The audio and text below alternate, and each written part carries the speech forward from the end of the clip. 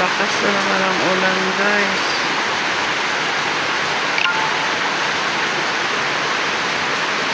Ganito dito sa mga hapon. Grabe.